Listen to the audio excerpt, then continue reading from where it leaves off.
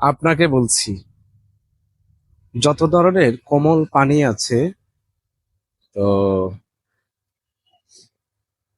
সেগুলোর maximum Israeli পণ্য। আপনি বয়কট করতে পারবেন? তাহলে আজ থেকে বয়কট করুন।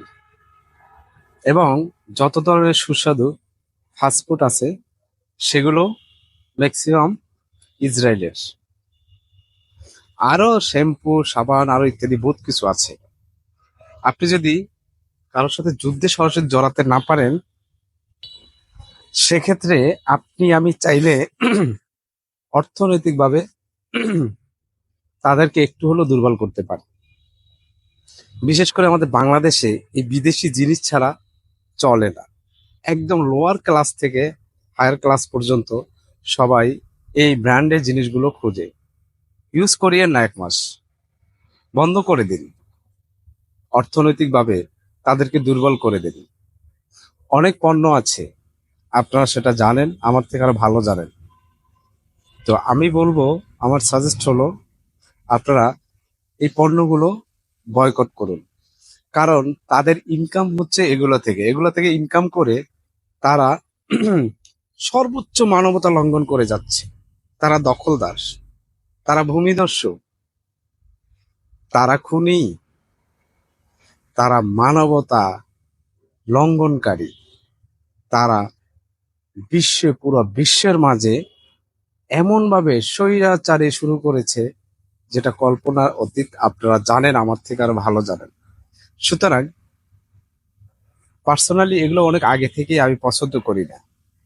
আপনার গরম লেগেছে, দৌড় দিয়ে আপনি কোমল ঠান্ডা পানি খেয়ে নিচ্ছেন।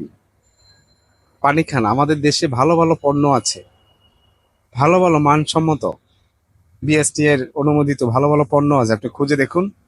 এটা যদি ইউজ করেন, ব্যবহার করেন, নাম্বার ওয়ান, আমাদের দেশটা অর্থনৈতিকভাবে ব্যবসায়ীরা লাভবান হবে, আমাদের দেশটা শুল্ক পাবে। নাম্বার দুই, তাদের পণ্য বয়কট করার কারণে তারা অর্থনৈতিকভাবে দুর্বল হয়ে পড়বে। একবার প্রচুর বয়কট করেছিল, মনে আছে আপনাদের? 3টে 100 টাকায় বিক্রি করতো, যেখানে একটাই কোমল পানি 3টে একসাথে 100 টাকায় বিক্রি করতো, মানুষ কিনতো না, তাও অফার দিয়ে, এরকম ভ্যান গাড়ি ঠেলা গাড়িতে। যেখানে এখন 100 টাকার উপরে একটা। বয়কট করুন। আপনি যদি মানুষকে ভালোবাসুন, মানবতাকে ভালোবাসুন, তাহলে বয়কট করুন। আমার কথা হলো, হিন্দু হোক, ইহুদি হোক, খ্রিস্টান হোক, সে যদি মানবতার বিরোধী হয়, সে যদি খুনি হয়, সে তার নিজ গোত্রের কাছেও শত্রু। সুতরাং এদেরকে আমরা যদি বয়কট না করি, এরা এভাবে আপনার আমার পকেটের টাকা দিয়ে তারা তেল কিনে সেই বিমান চালিয়ে আবার আপনার আমার উপরে, মাথার উপরে ধোঁয়া ফেলবে, যেটা এখন হচ্ছে। সুতরাং আপনারা দয়া করে এই পণ্যগুলো বয়কট করুন প্লিজ।